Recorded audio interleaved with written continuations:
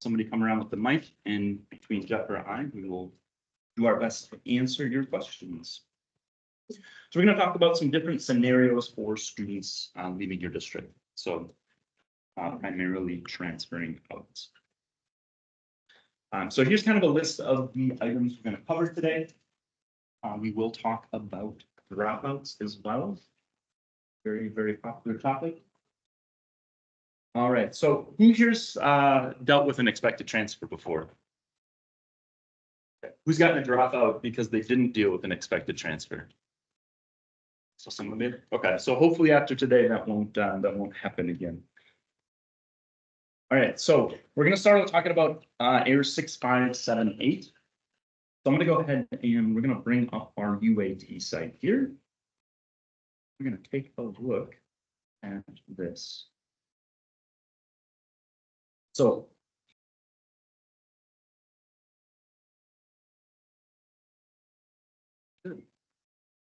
one moment here.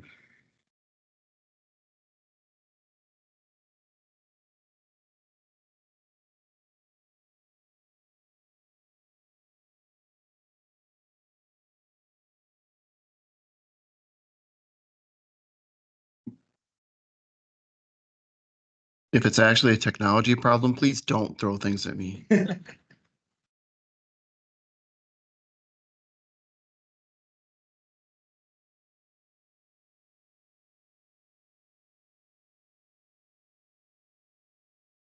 it goes. Okay. Perfect. Awesome. Okay. So when you go into the WISE data portal here, you're either going to land on the homepage or the data quality page. On the far right here is expected transfers. So we're just going to grab school here. We usually use Sun Prairie. And this is our test site. So this is all main up data.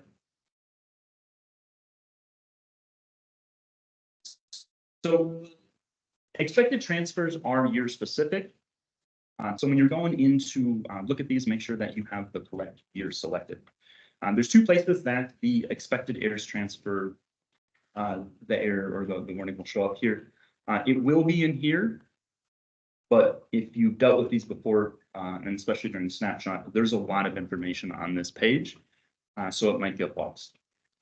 So the expected transfers tab here is where you're going to want to go. I would recommend checking this probably like once a week or once a month because you don't want to miss these. As it gets closer to snapshot, check it more. Does everybody know kind of what the expected transfers tab is and why something might show up here? So essentially, this is another school or district changing the accountability. They're shifting the accountability to your school or district. They're saying this student is going to your school. So when that accountability shift happens, if you don't deal with these, they can become dropouts. So if you've ever been reviewing your dropouts and there's a random kid on that list, there's a good chance that somebody expected to transfer that student to you, but you didn't see it. So to deal with these, we'll go into the expected transfers tab, and we are going to click. Okay, so the first thing to do when you click this link is take a look at the student and look inside your SIS. There's a possibility this student is already at your school and maybe they're using a different WISE ID. And that happens quite a bit. A student leaves, they go to another school, they try to do the match review process to find that student. They don't, they create a new WISE ID. So students can slip through the crack. So when you get this, check them in your SIS, see if they're in there. The next step would be to see who is expected transferring this to you. So here in this scenario, it would be Arrowhead School District. I would recommend clicking this, see who their contact is. This is again, the test site. So have this information in here, and then give them a call, talk to them. See what's going on. Is this student actually coming here? If you don't have a record of them, was it by mistake? Did the parent just say the student was going there and now they didn't show up? So that's the first step. If you're unable to get a hold of the district, the other school or district, and you don't see this student in your system, there are two main selections that you're going to make off of this list. The first two, don't worry about those. You're probably never going to use those. The second two are the ones we're going to focus on. So you can't get a hold of the other school district, and this student's not showing up in your system. So you're going to select no evidence of transfer, and then you're going to click update. This is going to send the accountability back to the school that sent it to you. Now, let's say you look at the student, they're in your student information system. You can click yes, no, and be continuing. This is going to transfer the accountability of the student to you. But again, if you never come in here and take care of this, that accountability is going to stay with you and all turn into a dropout. So that's what we don't want to happen. So we get a lot of tickets close to snapshot where people are asking, hey, I have the student in my dropouts list. I don't know where they are. This is generally what it is. So Question. yes.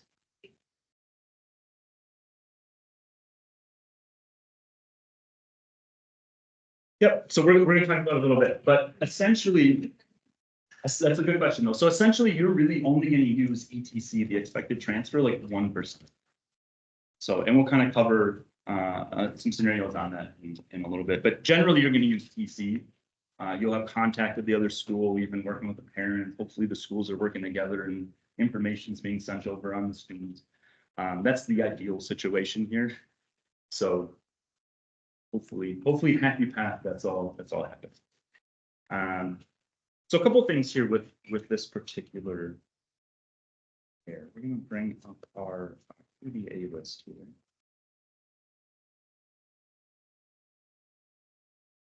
Perfect. Okay.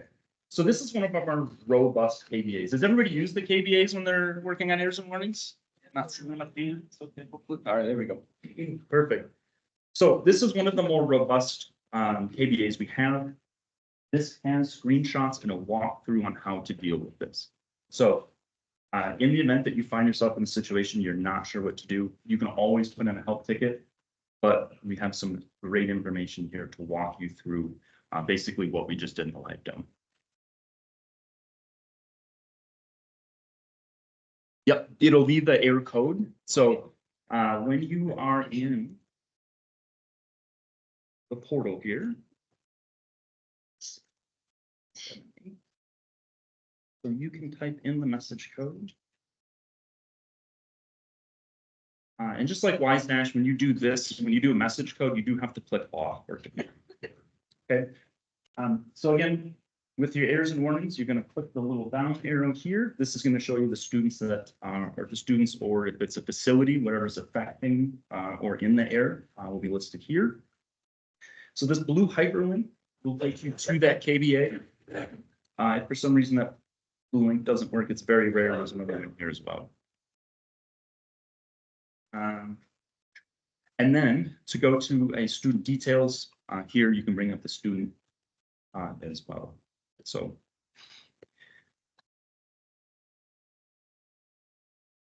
yes. Okay, so in cases like that, if a student goes from one district to another, enrolls under a preferred name. So are those preferred names also indicated in the ETC field?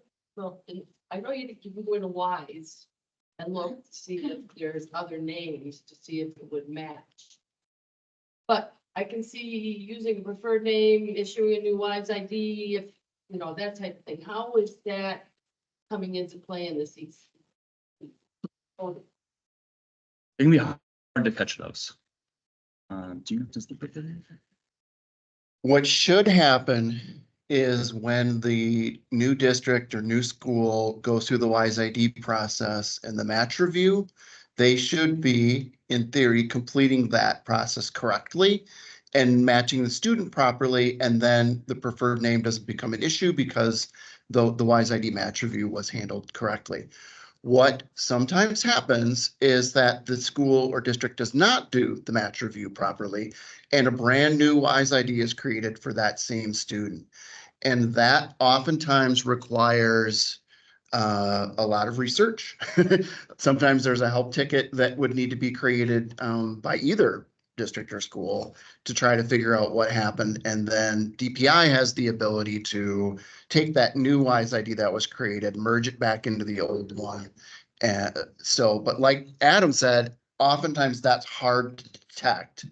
But hopefully we detect it before the snapshot and get everything fixed. But that's why it is extremely important to pay careful attention to the match review process in WISE ID so that we don't get those duplicate WISE IDs created to begin with. So that's a very important piece, is the match review in WISE ID. We do have a system that it will try to detect duplicates. And then it'll notify us in the customer service team, and we'll go through those and we'll do our best to match those. But unfortunately, stuff does slip through. So that's why it's so important to use a WISE ID that a student already has. So chances are, if you have a student that's transferring in or coming to you from another Wisconsin district and they're kindergarten and above, chances are they have a WISE ID. Another thing that happens is the opposite of that. Somebody in the match review process accidentally combines two different students into the same WISE ID. That creates a set of problems as well, and we have to fix that. So the match review process is very important to get right. So it's good if you have access to a WISE ID and you're working in the WISE ID system, it's good to go into the WISE ID system, look for any comments from DPI if there was a duplicate and it's been resolved by DPI. But also the change requests. If you work on change requests, keep an eye on those, just to make sure that all those records are up to date and correct. So, good question. So again, this is one of the more robust ones, and I like to point this one out too because we redesigned our WISE training page, and we have a lot of mini tutorials on that page, which kind of walk you through step by step in document very similar to this. A lot of times with screenshots help you explain. So if you like how this is laid out, check out WISE training. All you have to type in is WISE training or the DPI homepage, and we've got some good resources for other scenarios. But a lot of the KBAs are just going to have the basic verbiage. So.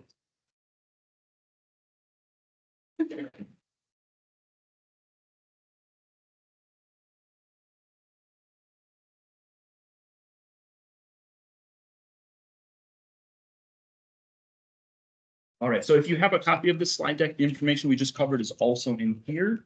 So we're just going to kind of skip through it, but we did take the screenshots from that amazing KBA and put them in here for it. So if this is something that you keep, it is in here as well. So frequency, I'm kind of touched on it before. I would recommend you just check expected transfers when you log in. Just make it a habit until you get used to checking it on a regular basis. You're probably not, like I said, the idea is to only use this 1% of the time. So ideally, there shouldn't be a lot of them in there. We just don't want you to miss them. So check them when you log in. If you log in once a week, check it once a week, check it once a month until you get comfortable with it and you're used to taking it there.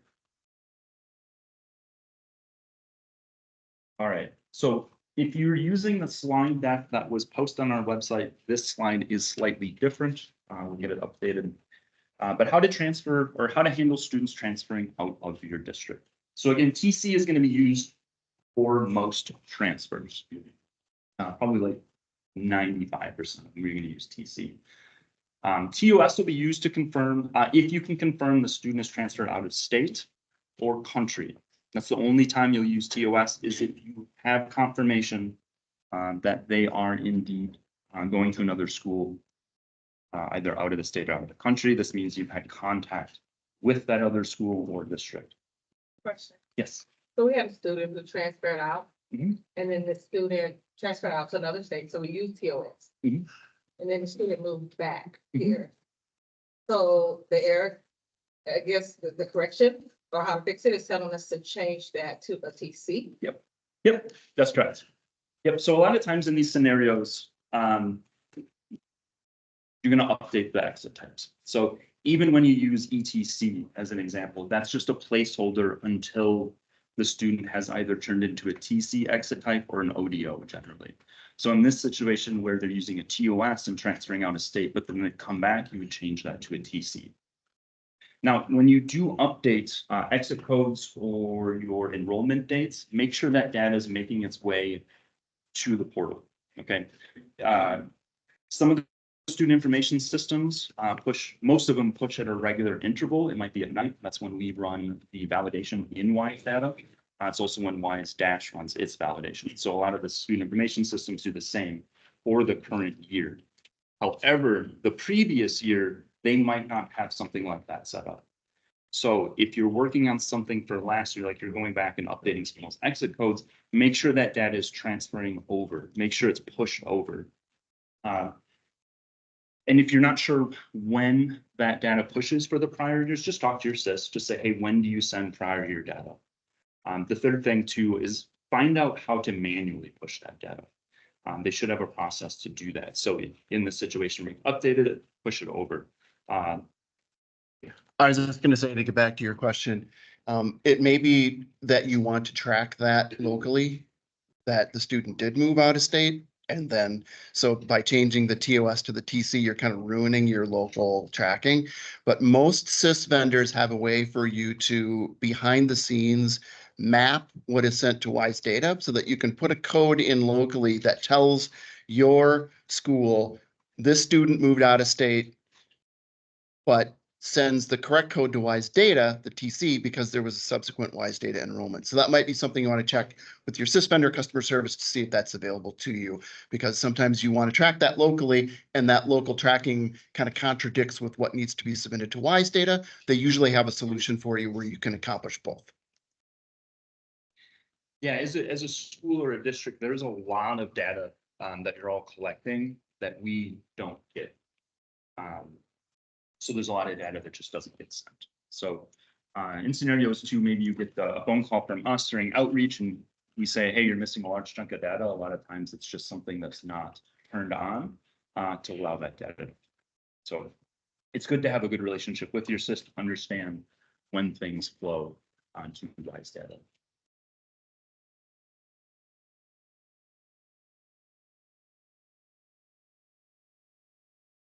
Are they coming?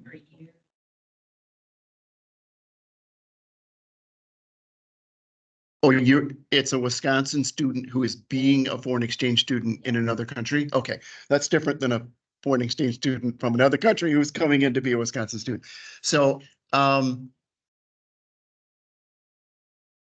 gonna have to look that one up. I'm drawing a blank. I haven't had that one in a while, but I'll tell you in a moment. Yeah, that one's a little different scenario, but we'll look it up. It could be that you use TOS. And when they come back, maybe TC. I can't look it up because I'm recording this. So I'll have to look it up at the end. Okay. We'll look it up towards the end, and we'll get back here.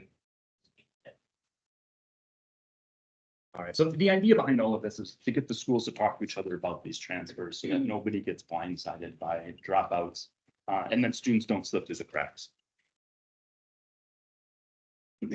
So dropouts, not all of them are avoidable. I know there's always a huge push right before snapshot to investigate all the dropouts. So not all of them are avoidable, but some of them are. So what causes a dropout? We get a lot of questions about dropouts for students in elementary school. Those don't count. So you don't get a dropout for students in elementary school. Student leaving school and not returning. Student leaving school and not returning in the allotted times. There are two different types of dropouts, which we'll talk about: midterm dropout and full-term dropouts. We'll talk about those in a moment. Not using the correct exit code. I'm not responding to the expected transfer. And then, of course, not using the right WISE ID is one of the really big ones. So.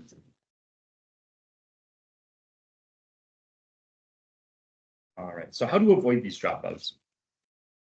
Use the correct exit type. If you're not sure, if you have a weird scenario, we have a great uncommon uncommon scenarios page, check that out, see if your scenario is on there. If not, just put in a help ticket.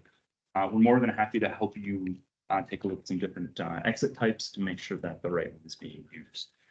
Again, respond to those expected transfers, communicate with the other district, and verify your data using the tools available.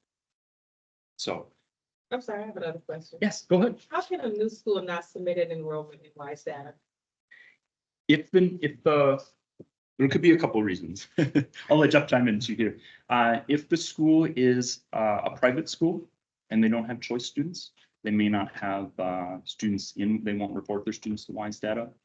If the school isn't sending that data properly, so maybe it's a choice school and they are, for whatever reason, have that student marked as a non-choice student when they're a choice student. So they might not be sending their data. It could be a public school that is also not sending the data. Maybe they're using the wrong WISE ID. They set up the student wrong, or maybe they're just not sending the data. So A student also could be going to be homeschooled, would be another.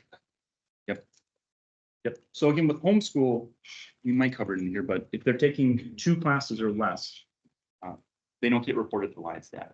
So that's kind of an area where you're probably keeping track of the student. You have internal records, you've got stuff in your student information system. That's just not coming to us. And then when you're a choice school and you have private pairs, you can opt in Mhm. either for all or just choice students, right? So in that instance.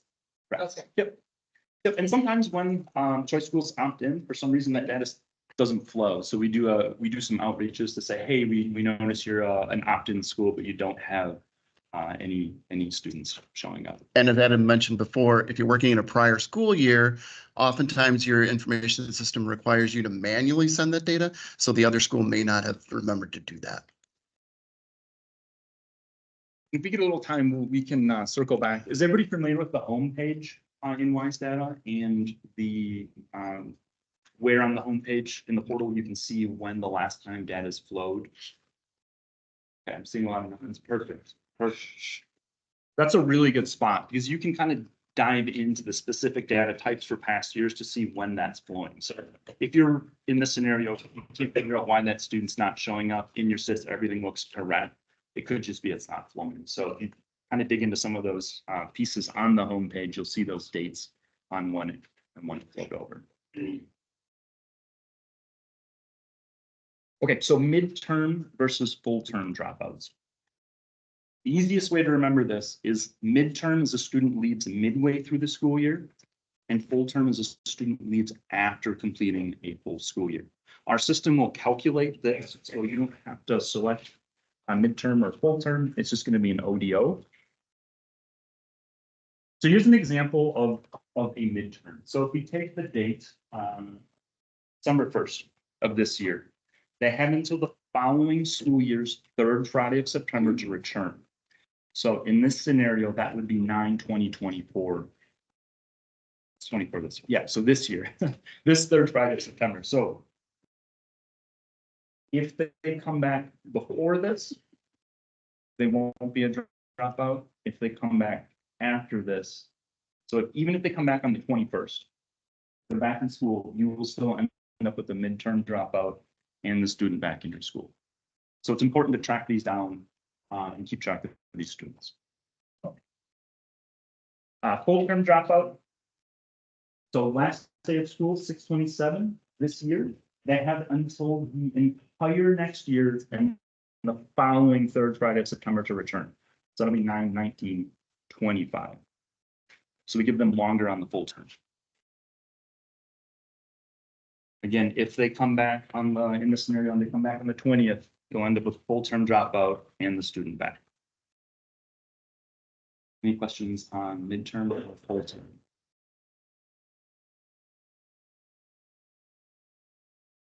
Okay, so to help you avoid unnecessary dropouts, we have some tools available to you.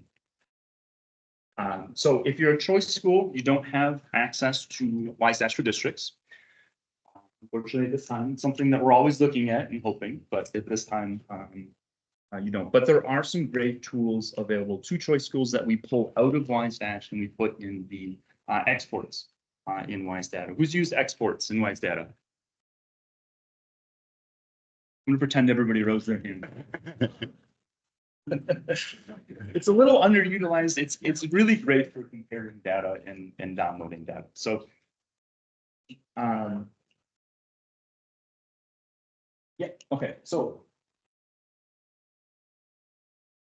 for choice schools, when you go into the WiseDash exports, it's gonna be all the way at the bottom. So you've got your regular exports towards the top, and then down at the bottom, you have the WiseDash extracts. You won't see this if you're a public district. The page just ends at the bottom as normal. But if you wanted to look for your midterm and full term dropouts, you'll download the file, and you're going to look at columns I and J. I also want to point out, I don't know if you can see it that well, but to the right of the download, there's a details button. This was something that was added in the last couple of years. We always like to tell you that we want your feedback to improve our systems. The idea is to make data reporting as easy as possible for you because we know that you all have multiple jobs at the district. So the less time you have to spend in WISE data, the more you get to spend working on district or school things. So this was added in the last couple of years. This was an idea that was brought to us. Basically, this has the definitions of the different columns when you download these files. So very nice feature. If you have ideas to help us improve, on the bottom right in WISE data, there's a little blue bar for feedback. You can also give us feedback on our website, or you can put in a help kit. Okay, so for public schools, WiseDash for districts, you're going to select snapshots, year-end completion, and dropout. And this is going to show you your midterm and full-term dropouts. In this example, they didn't have any full-term dropouts, but they would both be. So you have midterm and full-term both listed. All right, so no show. Has anybody had students no show? All right, so basically your student didn't show up. What do you do now? So the student may have registered or intended to show up for your school or district, but they didn't. They didn't show up. If you did not provide any services to this student, so no services provided, and they never stepped foot in the building, they didn't attend the class. You will pull back the record from WISE data using the EdFi tool in your SIS. Is everybody familiar with the tool? Okay. If you're not work with your student information system, they will show you how to. They either have a tool or they'll help you do it. So another good reason to have a good relationship with them. But basically, you're going to pull the record back, but you're only going to do this if you did not provide any services to that student and they never showed up. This isn't something that you would do if a student left mid-year or if they were in a class. And I'll just point out that if ideally you never would have sent the enrollment record in the first place, but oftentimes, unfortunately, the SIS automatically kicks it over to WISE data and you might not even realize it.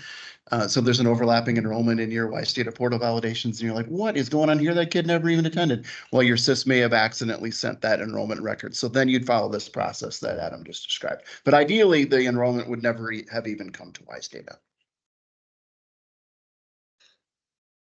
So if you don't remove the record, it may result in an overlapping enrollment. Does anybody ever had an overlapping enrollment? They're fun, right? All right, so open enrollment no codes. This is a question we get a lot at the beginning of the school year and within like the first month or so. You have a student that open enrolled to your district and they didn't show up. So just like in the previous scenario, if you've provided any services to this student, if they show up and you're providing services, even if they're only there for a day or a class, they're now your student. Okay. If they don't show up and you don't provide any services, the accountability for this open enrollment student then transfers back to the resident district. And that's why you want to remove the record. Okay, so just like before, you remove that record out of WISE data. So we do have a new mini tutorial we hope to have out in the next probably like 3-4 weeks. A lot of resources were tied up in this conference. So we will have a step-by-step process on how to remove WISE data records. So in the meantime, if you have questions or need help with that, reach out to us and we'll show you if we have a little bit, if we have some more time here towards the end of the day or the session, we can also take a look at that. Yeah.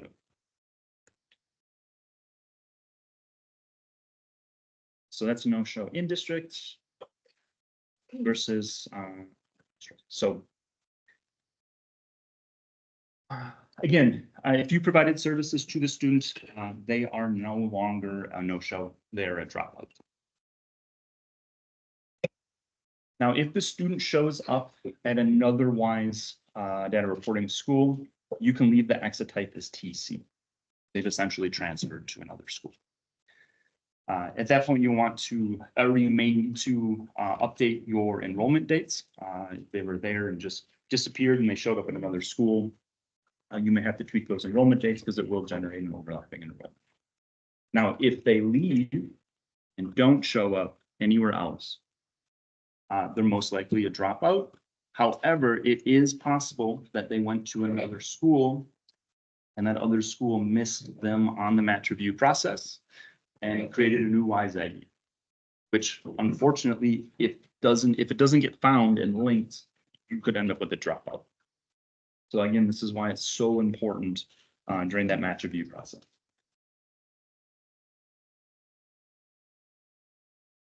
So if you have a student that's leaving your district to go to homeschooling, what do? Verify the student is registered in the Homer system. Once the student is registered, you'll exit the student on the last day they receive services and exit type B and C. Again, the student can use, they can do up to 2 classes and still be homeschooled and not reported in WISE data. Yes. They're gonna homeschool in another state. Way to verify that. The ideal would be that you would be able to somehow get a verification and then the TOS exit type would be used. If you absolutely cannot verify that the student is continuing, then you have to exit with the exit type ODO and they may be calculated as a dropout.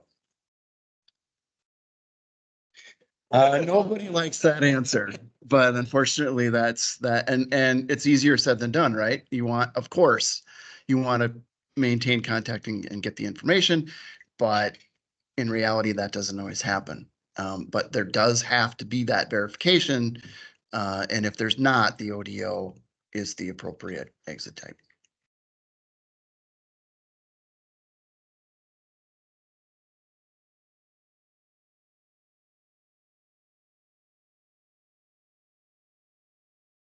If possible, contact the other states, state agencies, so they're equivalent to DPI, and they may have, emphasis on may, have a system similar to Homer that they can check and make that verification. That is not a given. Not all 50 states have the same rules, the same laws, each state has its own laws. So, and then it applies the same as the last question. If you can't make that verification, then you have to use the ODO exit type or the exit type that's transferring, not continuing, which is escaping me at the moment, but it's an interstate move, ISM, I think it is. You can use that one as well. But that also could generate a dropout calculation because of the not continuing part of it. So, and that's unfortunately the rules that we have to follow in Wisconsin because that's our state.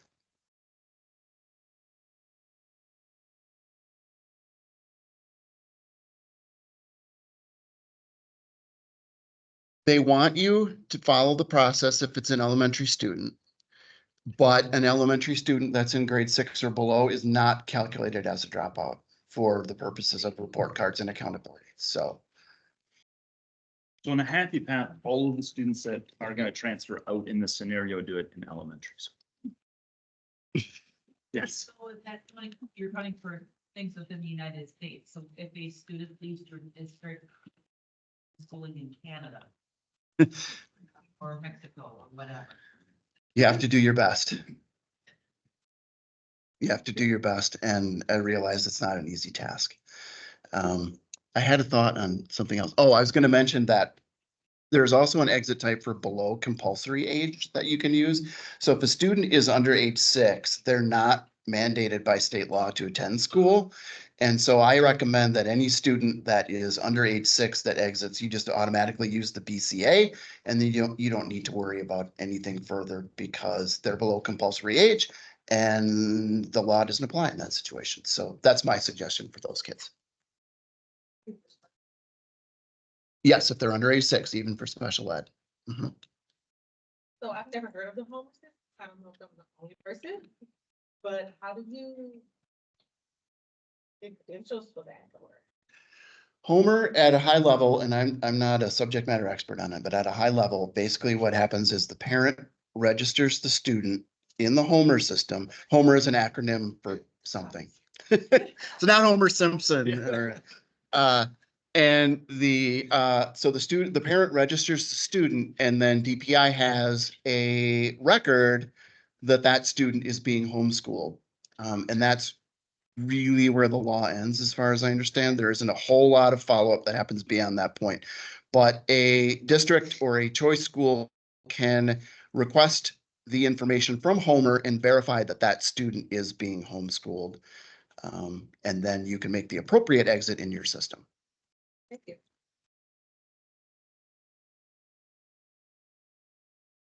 The question was, does homeschool in high school become a dropout? And the answer is no.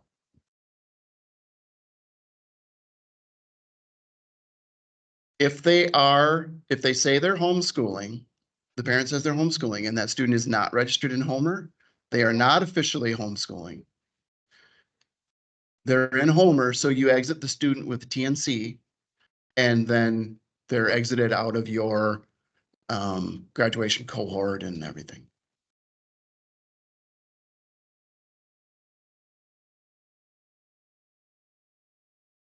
If they're registered in Homer, they're no longer your responsibility and you can exit them with the TNC, and it is then the parent's responsibility to make sure that they graduate from high school with a homeschool program. But if they're not registered in Homer, then it could become a truancy situation and everything like that. So you have to check Homer.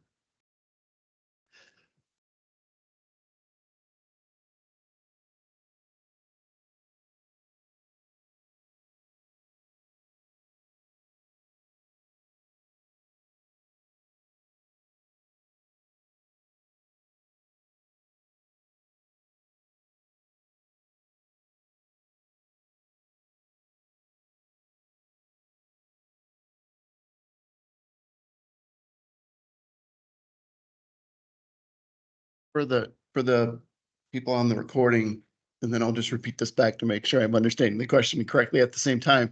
So a student indicated that they were going to homeschool back in October, and they did register in Homer. But now at this point in the school year, you've received an open enrollment request from another Wisconsin district saying that the student has applied to open enroll in that district. In that case, you probably are going to need to change that exit type code from a TNC to a TC, but you don't want to do that until a subsequent WISE data enrollment actually shows up in the system so that you don't get a WISE data validation error in the meantime. But that's ultimately the most likely scenario, is that other district will enroll the student through the open enrollment. And then once that subsequent enrollment appears in WISE data, you'll change that TNC to TC. And if you forget to do that, WISE data will remind you with a lovely error message. A lot of the times our system will catch if in situations like that and notify you to update an exit code. But just remember, if you do go back and exit or change that exit type, make sure that flows over to WISE data. System, is there, I know you said you're not a team, is there a specific person to contact or just do the help desk and it'll get routed that way? What's the best way to do? Question is, if you have an issue with Homer or a question about Homer, how do you address that at DPI? One of two ways. You can, in the search box, which is at the top upper right of most every page, you can type in the word Homer, and that should take you to a link that will have contact information at the bottom of the screen. I'm going from memory. Oh, good. Adam is doing this on the screen so we can check my work and see how well I remember this. But the other way to accomplish that would be to open a help ticket with us on the WISE data side, and we can make sure that gets to the proper person within DPI. That would work as well. Does everybody have our DPI webpage bookmark? I see those pages in my sleep sometimes.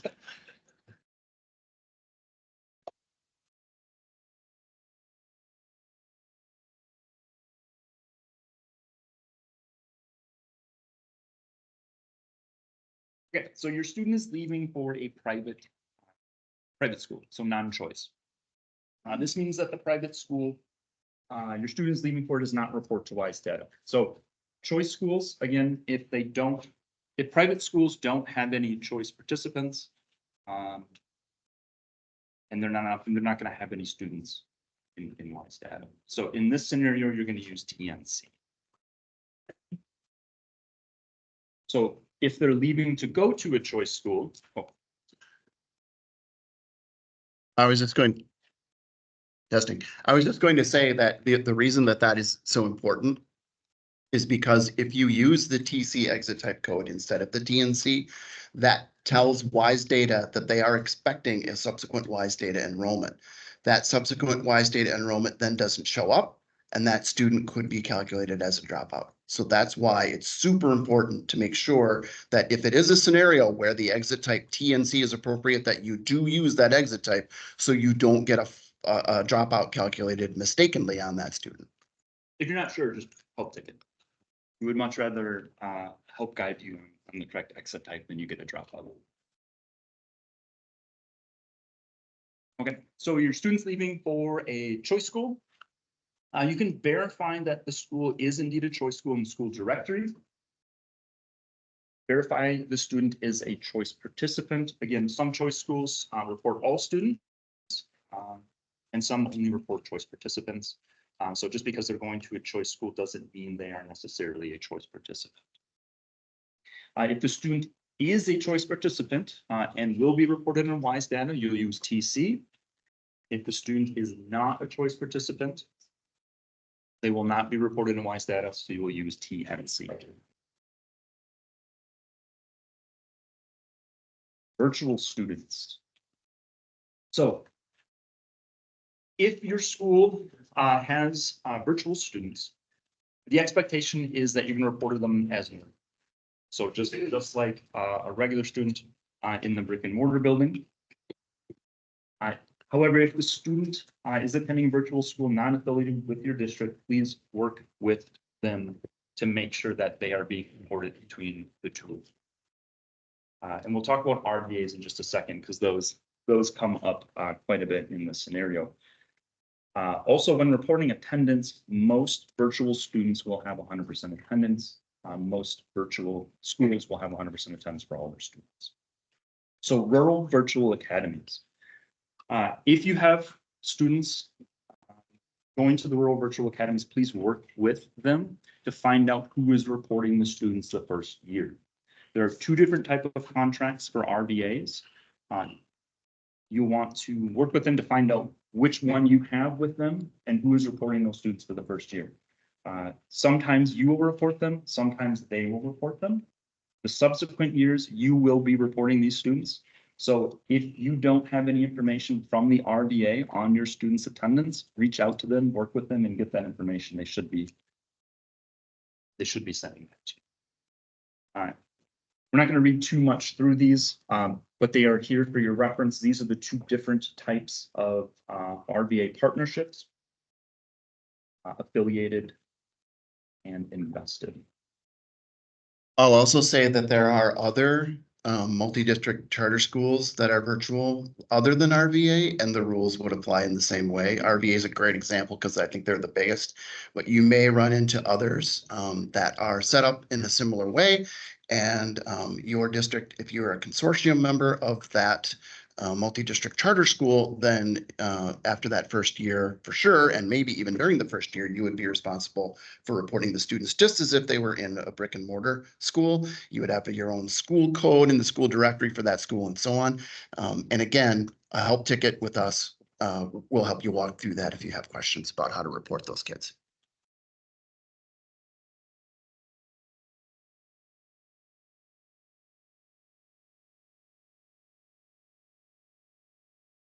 Okay, resident care centers.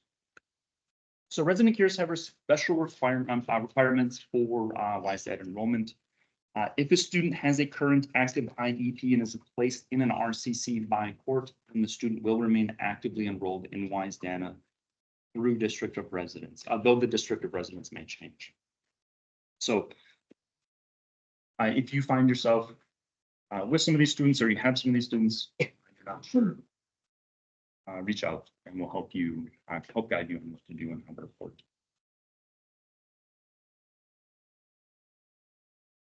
SPED transfers. So it's very important to pay extra special attention to your special ed students that are transferring in and out of your district.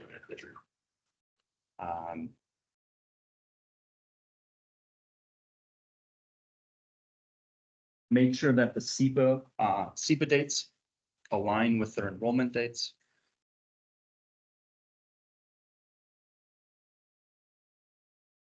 If the exit dates don't match, the students aren't going to be affected. So there's a lot of funding, a lot of stuff that's tied to special education. So the more accurately it's reported, the better it's going to go for everybody, including the students. So just pay some extra special attention to those transfers, whether they're coming in or out.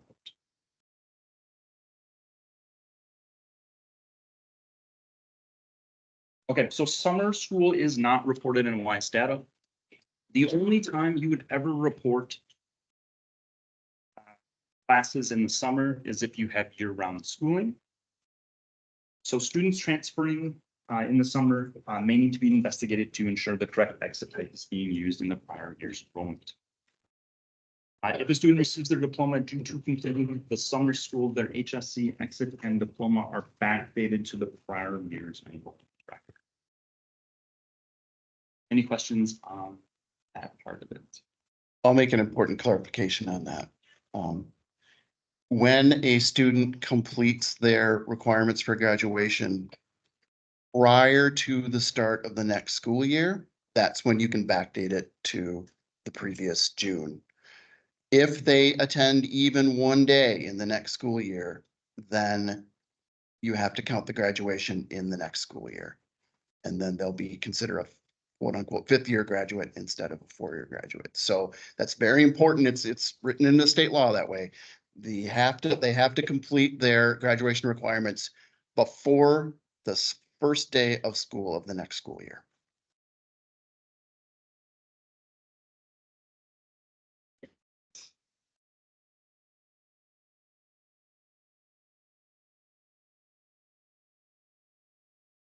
Question is, do the 5th year seniors look like they were retained to the state? So the way that the graduation cohorts are set up is that when a student enters 9th grade, they're put in a graduation cohort that indicates they are expected to graduate 4 years from that time. If they take longer than 4 years to graduate, they end up in a 5-year cohort, 6-year cohort, 7-year cohort, and they're displayed that way. The easiest way to see that is they're displayed that way in WISE Dash. And so that I don't know if that would technically be considered retention the way you asked, but they would put, and that's actually a federal statute that determines that. But so they would be considered a 5-year graduate, a 6-year graduate, a 7-year graduate. And we in Wisconsin, we keep track of those so that we can show the public that, well, our graduation rate for the 4-year completion is this, but look, many of those students go on to graduate in the 5th, 6th, or 7th year. And so we can present that data and say that those kids aren't getting lost or so on. So I hope that answers your question, but that's kind of the way it's arranged.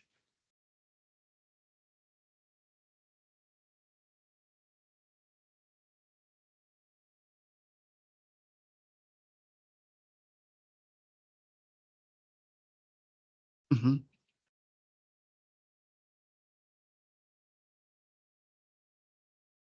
Question is for special ed students and they're in a transition program for 18 to 21-year-olds. Does that count in what I just said? And the answer is almost always yes. And it's very important with special ed students that you report them the way that you want to, because as soon as a special ed student is given a regular diploma, is given a high school credential, the funding for that student ends. And so if you are going to have them continuing on in a program beyond their, traditional 12th year, senior year, and you want to continue to receive the special ed funding, you have to keep them enrolled, as I just said, and they would be that a fifth, maybe sixth, maybe seventh year cohort graduate. I just pulled up our uncommon services page quick, just to show you, some of these scenarios are actually in there and the 18 to 21. A lot of good information. The uncommon services. Thought of something else. Yeah. I thought of something else regarding that. That's very, very important as well. And it goes back to what Adam noted on a previous slide.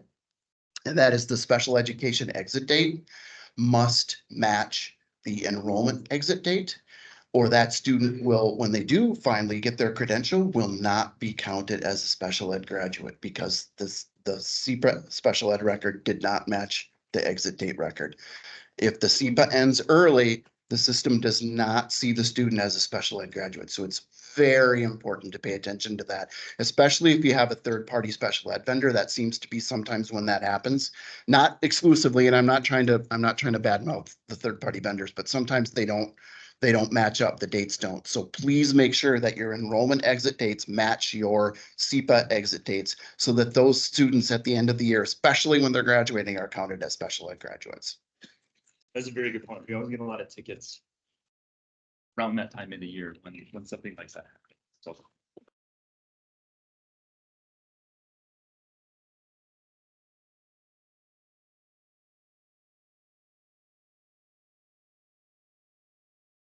The last day you provide service. So the question was, for exit dates, what do you put the exit date? Do you put it as the last day you provided services, or like the day before they enroll in the new school? And the answer is the last day you provide services. I would put a caveat on that we're talking about WISE data here and not membership.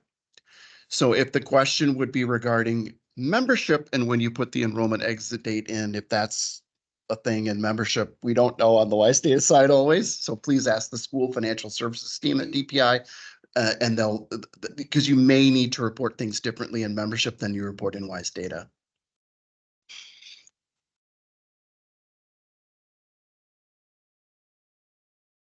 All right, so overlapping enrollments. This is always a hot button topic. The idea here is that if you have an overlapping enrollment, please work with the other school to figure it out. So we get a lot of help tickets where folks are reaching out to other schools and districts and they're not getting a response. So we would ask you to reach out to them at least 3 times. Try to get a communication going with them, try to figure out what's going. This is also a good plug for make sure when at the beginning of the year, when you first log into WISE Data and it asks you to update your contact information, make sure that the person that is listed as primary is the person that's actually working in WISE Data.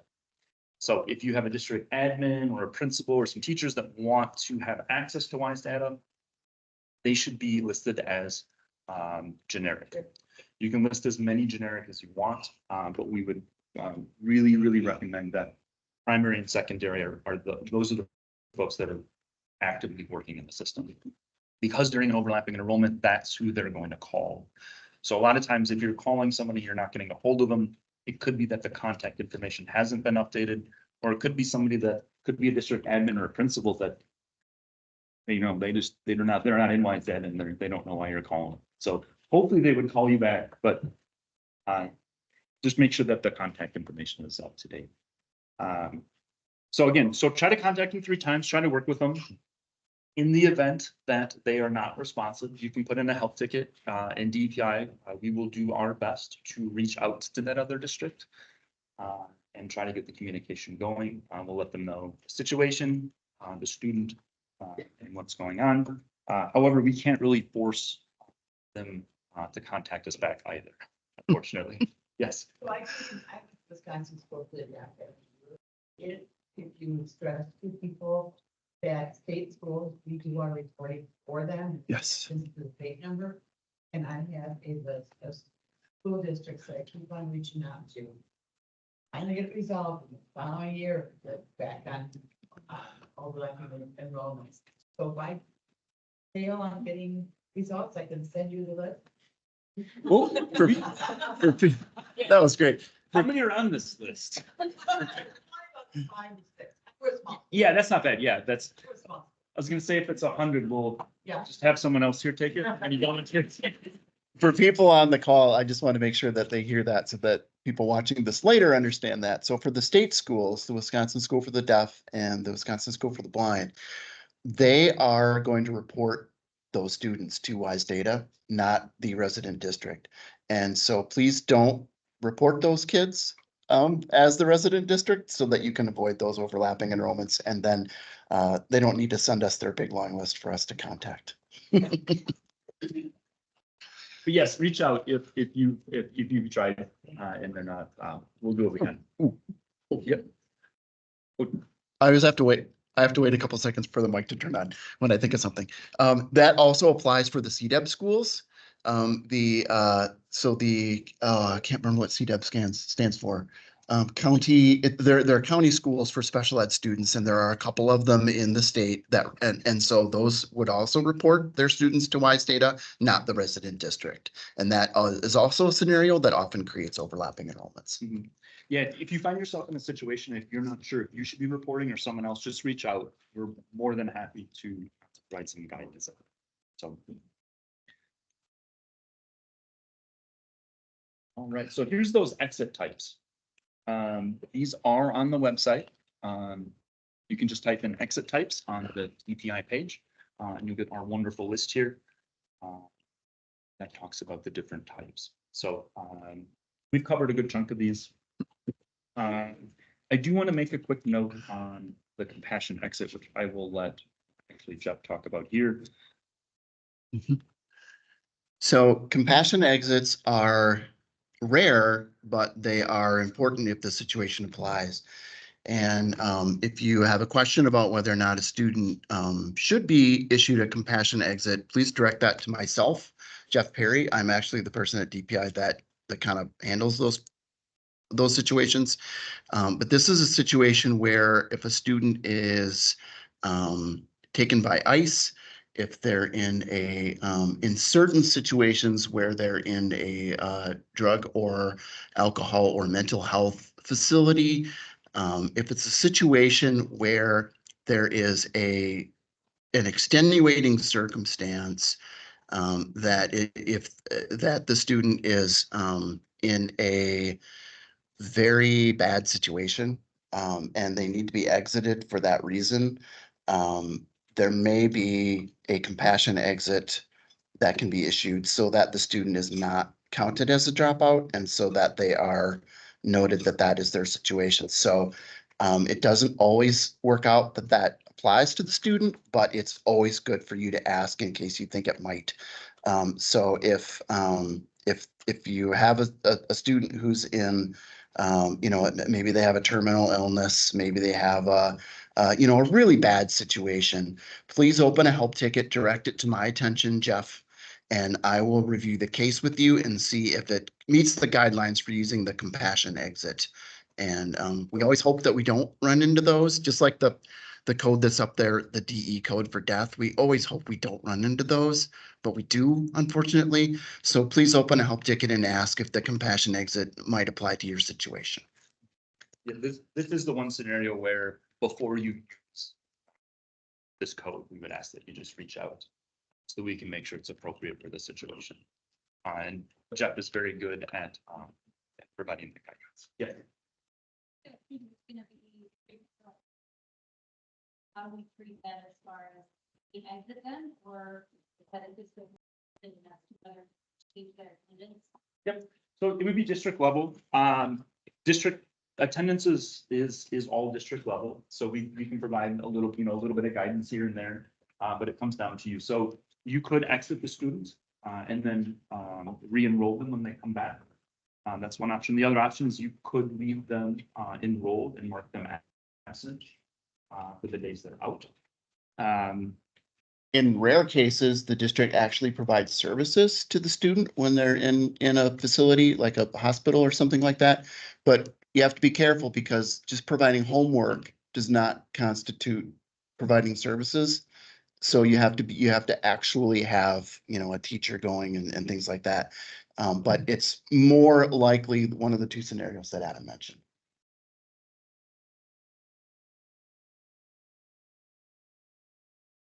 No.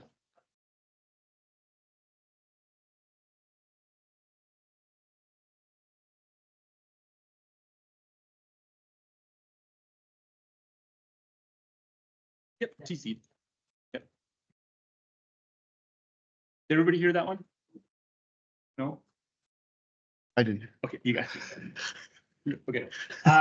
She asked if, students in a bad situation, foster care, they're transferring out of the district, and will be going to another district. So in that scenario, it would be TC.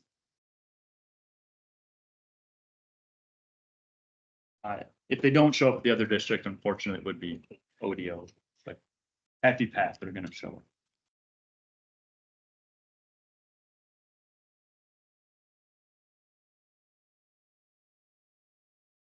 Like, So, oh, okay. Wisconsin students? No. Back to their- More than likely, you have the documentation that they're going to be continuing their education in their home country. So you would use the TOS, which is transfer out of state. If you, for some reason, would not have that documentation, you would want to do the international move, INM, but an INM could result in a dropout calculation. So ideally, you would use TOS because more than likely, you're going to have that evidence because they're a part of that program and you're going to have that documentation. So yeah, ideally you don't want to use INM, hopefully you. In this situation too, I think we asked earlier, if the student's moving out of country, that's why it's so important to, try to reach out to that other school, whether, wherever they are, and just confirm. Otherwise it would turn into an INM, which would be dropout. Yes.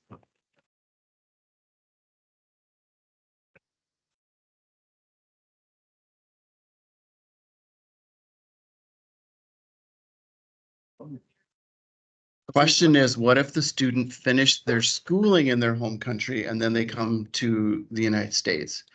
And I'm assuming you mean that they're still school age, so you're wondering whether or not they're following the compulsory attendance? Oh, okay, so that's a little different. So they're coming in as a foreign exchange student to attend school, but you think that they have already sort of received their equivalent of a high school diploma in their home country? In that scenario, it's almost always that you just treat them like a foreign exchange student that you don't know whether or not they've received their diploma. Like in other words, the same rules would apply because they, more than likely they are of compulsory age. And so, you're just going through the program as you would any other student. What I have had in the past are cases where it was what I said the first time, where the student comes from the foreign country, they say they have a diploma, they're 17, they're 16, you don't know whether or not they have a diploma. You have to try to verify that. It becomes sometimes a bit of a nightmare for the district.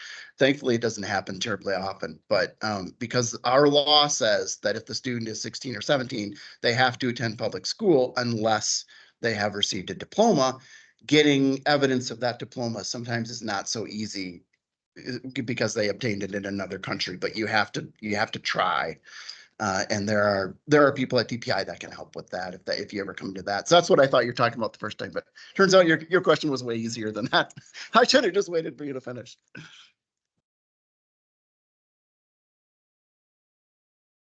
So,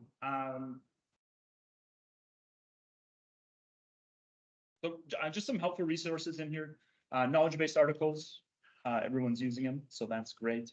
Uncommon situations, which you took a look at earlier. Again, if you have some weird scenarios, definitely take a look at that. We also have a session on that a little bit later. So today, I do want to plug the WISE user group. How many people go to the Tuesday calls? All right, if you raised your hand, you get lunch today. All right, so please come to the Tuesday calls. The Tuesday calls are essentially a sometimes weekly, sometimes monthly, sometimes every other week Q&A session. And we have a lot of subject matter experts on those calls. We have people from OEA, we have people from special ed, and we bring in guest speakers sometimes. So this is a very, very helpful. It is on the WISE events calendar.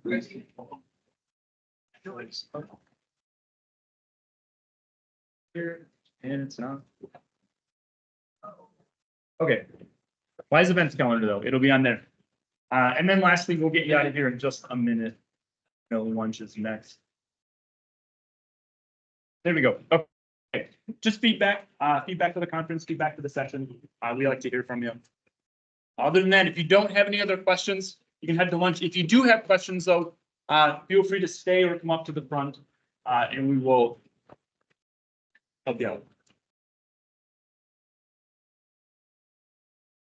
Question, we said always exit date down the last day they're with us. Yes, last day of service. So this is just a question, so some parents drag their feet